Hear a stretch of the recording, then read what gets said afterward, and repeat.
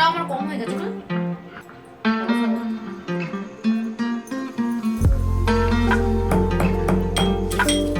Hi guys, good morning. কেমন আছো তোমরা সবাই? Welcome back to the channel. Welcome তোমাদের একটা নতুন ভিডিওতে। প্রতিদিনের সঙ্গী হচ্ছে আমাদের চা, আর এই চাকেই যদি এই শীতের দিনে আরেকটু ইন্টারেস্টিং করে, আরেকটু টেস্টি করে, একটু জমিয়ে বানানো যায় তাহলে কিন্তু মন্দ হয় না। তাই ভাবলাম আজকে একটুখানি মশালা চায়ের একটা রেসিপি তোমাদের সাথে শেয়ার করি। এটার জন্য একটা মশলা প্রিপেয়ার করতে হবে। এর জন্য আমি নিয়েছি শুকনো আদা, জায়ফল, দারচিনি, গোটা গোলমরিচ, এলাচ, লবঙ্গ, তুলসী পাতার যে মঞ্জরিটা হয় সেটা, আর তার সাথে নিয়েছি মৌরি। শুকনো খোলায় খুব ভালোভাবে সমস্ত মশলাগুলোকে একটুখানি ভেজে নেব। আসলে আদাটাকে না আমি বেশ কিছুদিন ধরে রোদে শুকিয়েছিলাম ওই আদার গুঁড়ো করে রেখে দেব বলে। মাঝে সাঝে আদা ফুরিয়ে যায়, কিন্তু তখন এই আদার গুঁড়োটা থাকলে কাজে লেগে যাবে, আর তাই আমি শুকনো আদাটাই ব্যবহার করেছি। তোমাদের কাছে যদি না থাকে তোমরা এমনি আদাও ব্যবহার করতে পারো।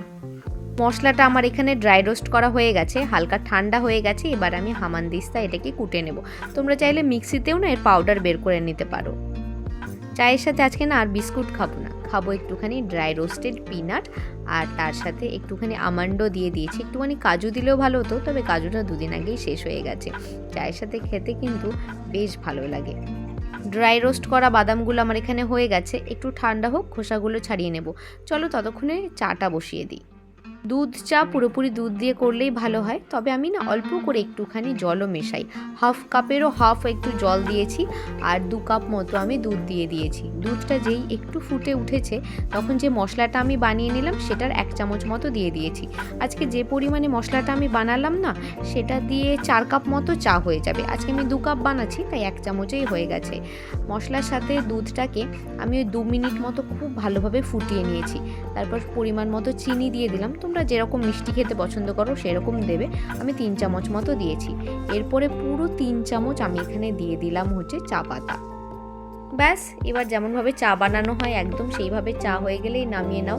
আমি এখানে 2 থেকে আড়াই মিনিট না চাটাকে খুব ভালো করে ফুটিয়ে নিয়েছি। দুধ চা যত ফোটানো হয় টেস্টটা তত বেশি ভালো হয়, আর কড়াও হয় খেতে। মশালা চা আমাদের এখানে একদম রেডি।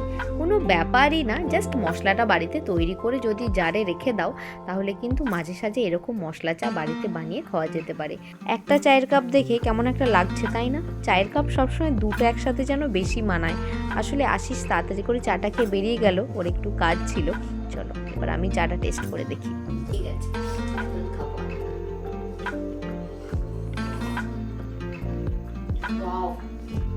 মেন গুণ হচ্ছে মশলাটা, আর জল যত কম দেবে, দুধ যত বেশি দেবে, দুধ চা তত ভালো হবে।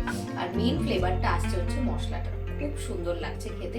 মানে শীতের সন্ধেবেলা আজকে বিস্কুট নিইনি, তার সাথে নিয়েছি রোস্ট করা বাদাম।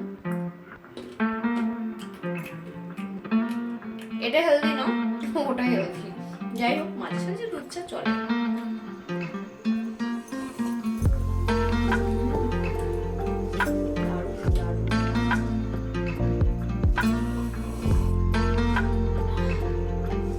আজকের ভিডিওটা এই পর্যন্ত। ভিডিওটা কেমন লাগলো জানিও, আর শীতকালে এরকম চা করে অবশ্যই বাড়িতে খেও। দেখা হচ্ছে নেক্সট ভিডিওতে।